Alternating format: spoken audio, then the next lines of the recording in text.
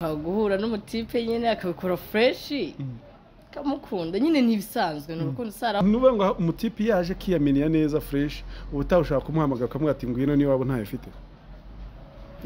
naho ubwo ukamwita hari wowe hari uburyo abagabo baguze indaya bazabyuzinga usanga bazifata nabi akayirongora yicuritse agakubita iki akamera nk'wenda kuyivunagura byigeze kubaho abantu bakora ako kazi inshuro nyinshi kesi bahura nazo ziruta nizo ribuzi ibona tubwiremo nk'eshanu juna birangiye ngo ntananiwe none se ndakora ikishaho nzanira agafotoro nzabirikaritse ndi gushakisha bambwiye ati kwa Jose ati ntihari ati ko wa mukobwa waratse uburaya bitewe nuko yahuye ne vampire ifite yahuye n'umuntu vampire ngo ufite ibitsina bibiri ngo witubireka azu kesi zose uhunyura bati nkeneye amafaranga uri sizabibyera ravamo inzoka wowe isura yawe ukimara kubona bya bintu ukabona umukobwa yazanye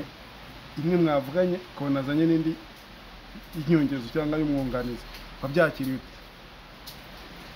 karuga mbere n'imbonye ibintu byaranshimishije byanteye ubwoba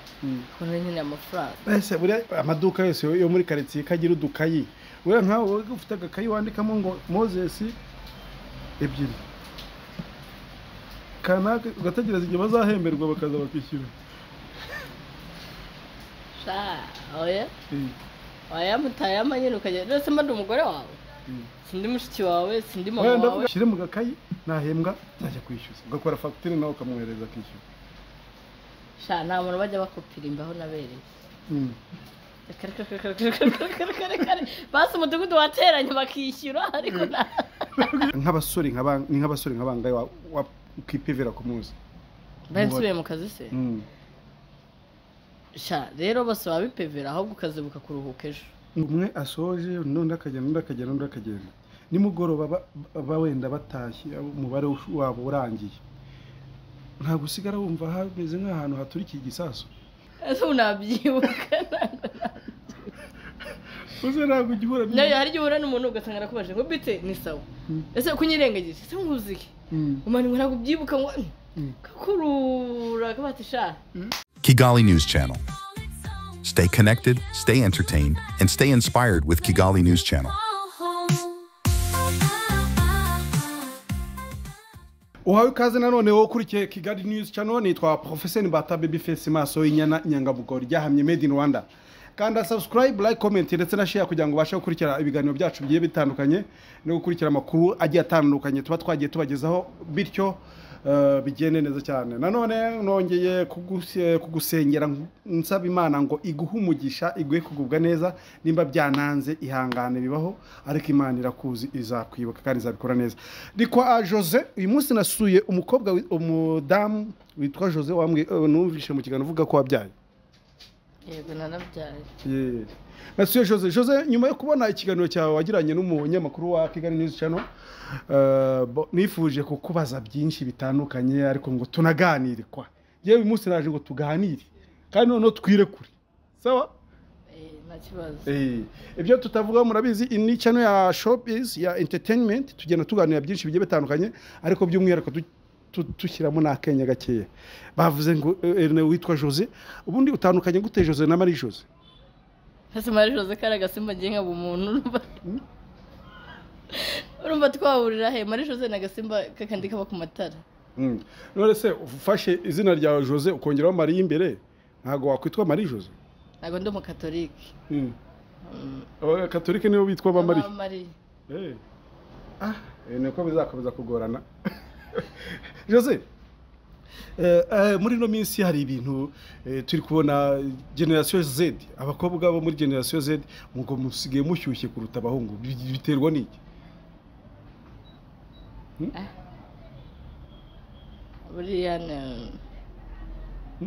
sanga ari inyama nyinshi ariko nabwo urabyemera ko mushyuha kuturusha ntabwo ndabimenya ntabwo urabimenya uze tugerageze turebe nze tugerageze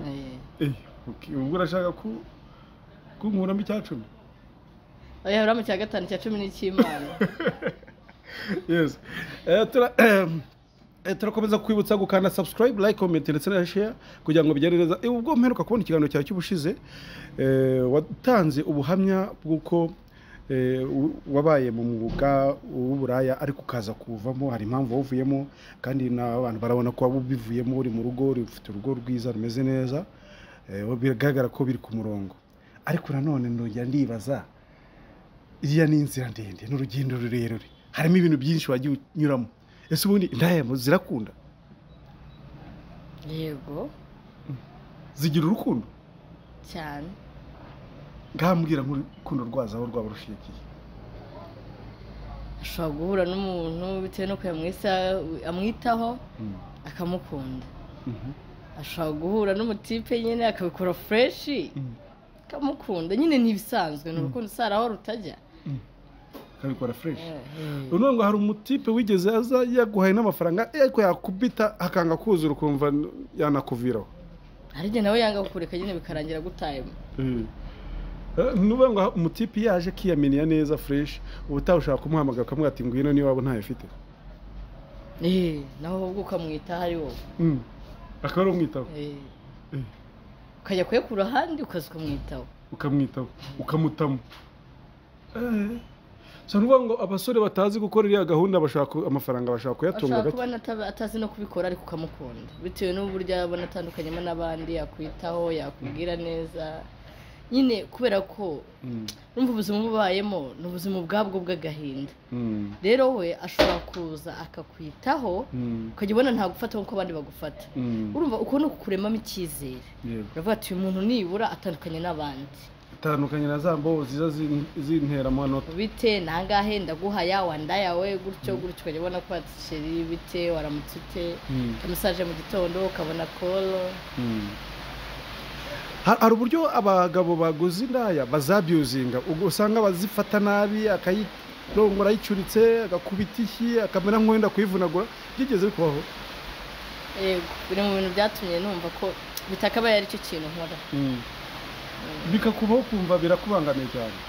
nese urumva wakisha umuntu amaze yawe kurongo yanze kukwishyura aranagukubise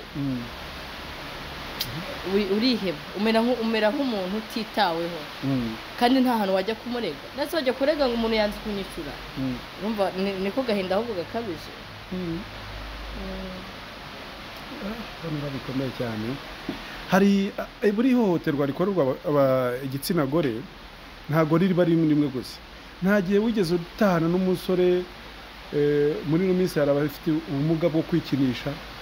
akaba yakuguza akagushyira hariya ariko akakureba ntagukoreho byari byakubaho rero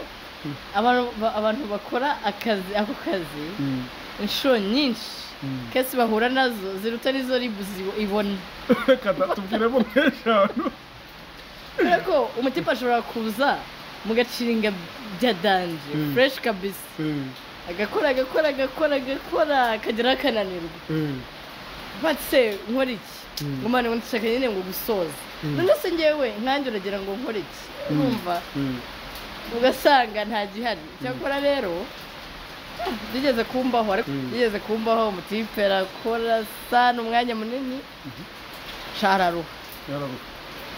arangira amani rero mpibicira nikomereze byakunaniye urumva nta gihe uba ufite cyo guciringa n'umuntu ko n'inzoga ntuba ukeneye kuzinywera muri loji ibyo uvuganye nawe nimba ari 2 3 uba ugomba kurangiza neza nawe aho ngaho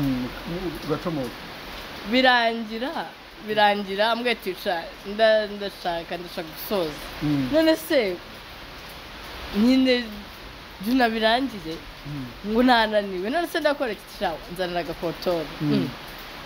agakotori uragakoresha iki ngo we kanzaniye nyine yaragiye agakotori ndakamugurira ka sante yaguze turuwasa abisoreza ku gakotori gemu yamunaniye nk'iyo umuntu mwakoranye gemu ingana kuriya ntasoze byibuze ngo nirambure ubone ko yirambuye ubona amafaranga atayatwariye ubuntu neza natwara umuntu gutya ikosa aba ari iryanjye naba namwimye se ntabwo wamwimye mba namwimye aba ari imbaraga ze zigarukiye ndetse ubona kuvuga ngo ndashonje uramugaburiye ngo noneho ngo ukwereke inyama zinzaniye ngo ugenda unzanire ifu ino si ikosa ni iryanjye hari ukuntu nk'abari abasaza baba bafite nk'indwara zitandukanye z'imivuduko y'amaraso n'iki ntawe mwigeze muhuruka bati uyu muntu ndamutse ntazi indwara z'akangwa mu maguru nabigenza nte ntabwo ndahuraho n'umusaza ntabwo naba mbeshye kabisa hari n'abantu baba bakiri abagabo ariko sitiri n'ubundi barwaye izo ndwara ko n'abana bato barazirwara ugeze utekereza ngo nk'umwe aramutse akubise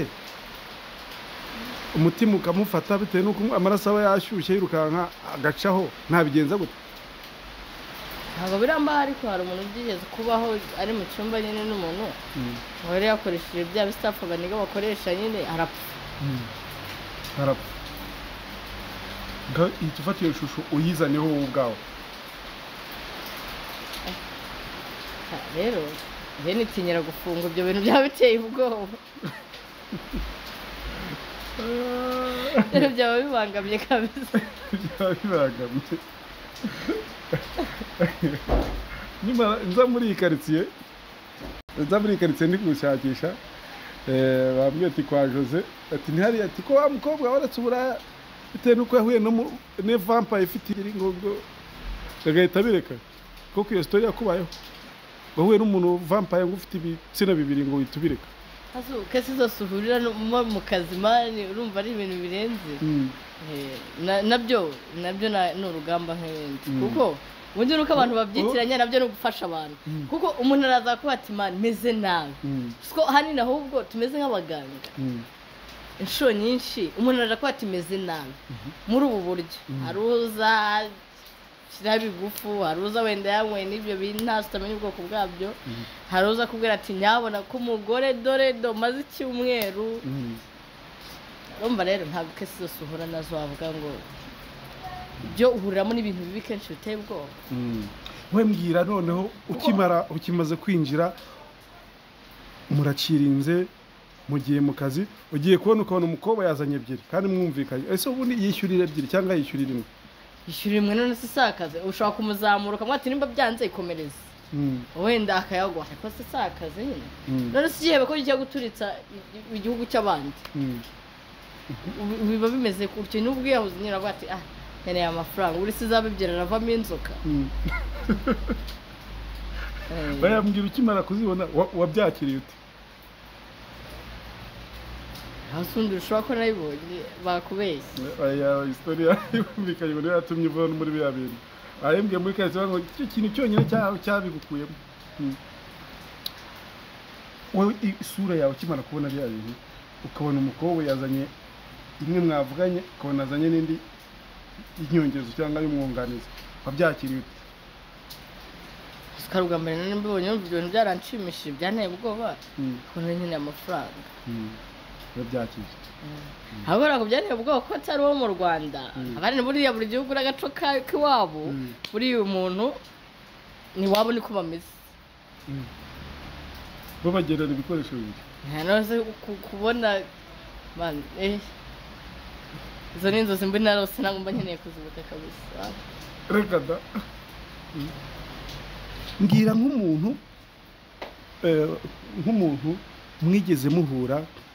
ukavuga ati kabisa uyu niyo atayampa njye nakwigendera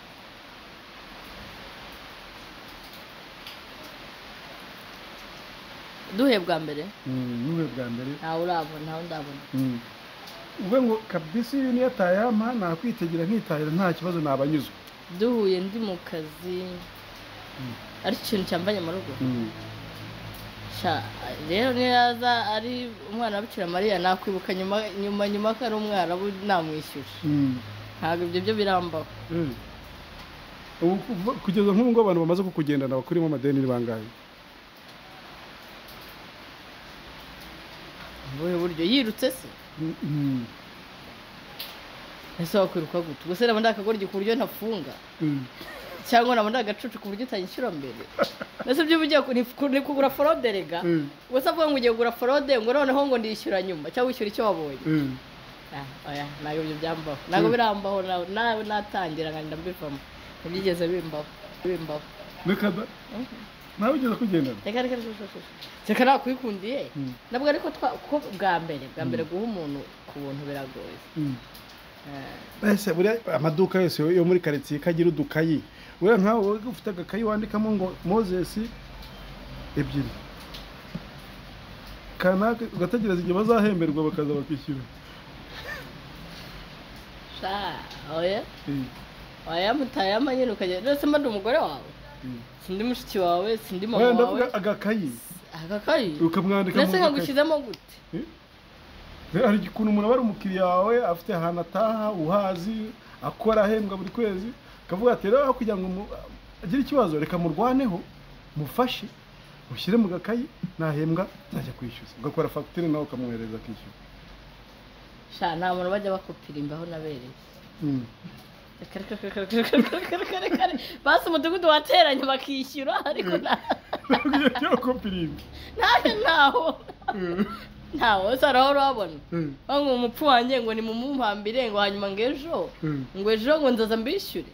cyangwa wamuguma niwe wakakunukira nuko numva nta muye mugira ntago erega mu wakabaye usiga mu nzu yawe usohoka mbere yuko untekereza ubuse ko abakobwa bari kugenda baba benshi umunsi habaye nk'indaya z'abasore mwe muzahera ku giciro kingana gute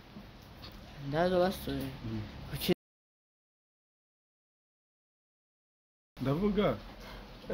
ndavuga indaya z'abasore zicuruza ku bagore zijya kureba abagore bashaje nyine mbese ko namwe muri murasaza ni musaza tujya ntabwo iyo myaka ndayigira nzanayigira kwanza mbaye nanayigize n'ubundi ntabyo nkora ntabyo ngikora ariko nkibikora ntabwo bari kuzana aho ntukibikora ubu utakibikora uramutse ukeneye nko kurya umwana ntiwamwishyura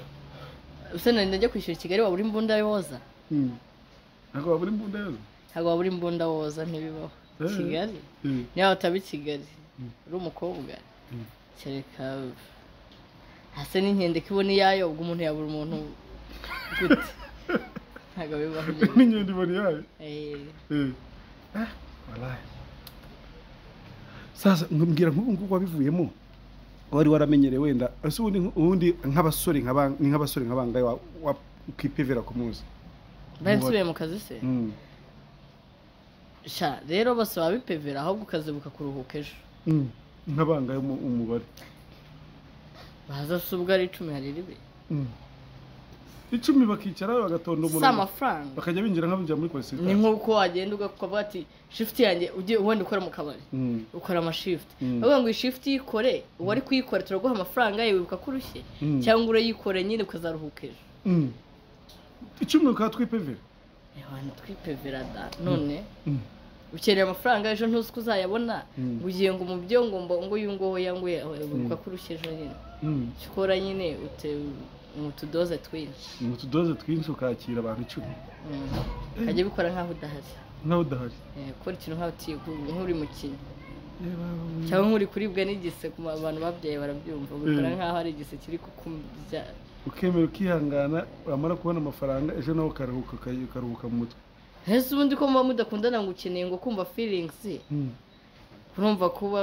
uburibwe n'uburibwe waba ushaka utabishaka uri guhura nabwo hari ikibazo guhura nabwo uri kwinjiza none se niyo icyo gihe umwe asoje n'undi akagenda nimugoroba wenda batashye umubare wabo urangiye ntabwo usigara wumva hameze nk'ahantu haturikiye igisasu ese hari munsi yose abo wajyanye ni nko kujya kurya uko ushonje ukuvuga ati ndi Gisenyi ndarya insambaza ariko sinzikunda ningera i Kigali ndaza gushaka ukuntu nahagura udukaroti intoryi n'udusupageti nkashyiraho utudodo nkarya numva ndahazi nuvuga ngo babandi bafata nko kurya ibihari bamara kugenda ugahamagara kana nawe wiyumvamo urwo rugero nuri ngo nyine nko kurya uko ushonje ni nko kurya ngo udapfa gusa ko ntabwo ari ukurya kubera yuko wumva ubikunze ukumva ubyishimiye ufite n'ubundi buryo utabikora icyo gihe urabireka ariko ntabwo ari ikintu cyakunaniza gute nta marangamutima yacyo ufite sasa nk'ubu ngubu ushyizeho cash power kariya kuri gahunda yawe ukabara nk'amafaranga imaze guhekenya buriya ntabwo yabagera nko muri miliyari rero ntabwo mbizi ariko iriya stade bubatse vuba ishobora kuba itabona aho bajya ntabwo babona aho bajya nubwo kariya stade wakuzuza nka derby ya Rayon Sport na APR nyine ushobora no kurengera bitabaje polisi bajya n'inyuma pe ntabwo mbizi rahira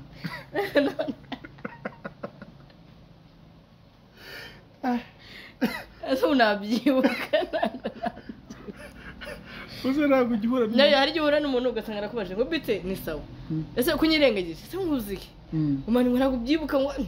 kakurura kabatisha nko guta ikintu mu kivu hagati ukajya kugihiga kabisa ubona mu kirere gusa guta urushinge mu kivu hagati ukajya kuruhiga gahiga kumva biranze nyine oya njye ntabwo navuga ngo ugiye kumbera ikibazo kuko nzi ko nabikoze kuko ntihangane ntabwo nkwibuka ntabwo nkwibuka kabisa ubwo nimba nta nimero ufite cyangwa umpamagara ndebe uguhamagara ugasanga wanditseho ubwo umwaka wawe wasanga tuba twarangwanisha kora fasita hari undi muntu ugiye kureba bacumuka nta nimero ngo uhaye ugasanga nimero ntayo ufite noneho ugasanga wanditseho ngo Emmanuel amasegonda 30 Patrick w'umunota umwe cyangwa muri telefone yawe ntabwo wari byanditsemo ibyo bintu wenda ngo umuntu umwitire ikintu umuntu wakugiriye nabi ushobora kumwita umwicanyi ushobora kumwita snake ni iki ushobora kumwita dogi ntabwo uhamagara nyine uzabona ko atandukanye n'abandi kuko se wabara ngo amasegonda ese ukaruza nyine n'ubundi nayo amasegonda atayashoboye ari bwikubitira ikibuno ukabona birarangiye cyangwa watsingiye nkeneye unyipfumbatire katanavaho kari ubuse wowe wakandikaho gute reka da ikiganiro katugisoreza aha ngaha reka bashimire mwese aho twabanye kanda subscribe like comment ndetse share kugira ngo ibintu bigaragare neza cyane imbere y'abakiriya. We love you so much people. Kigali News Channel. Stay connected, stay entertained, and stay inspired with Kigali News Channel.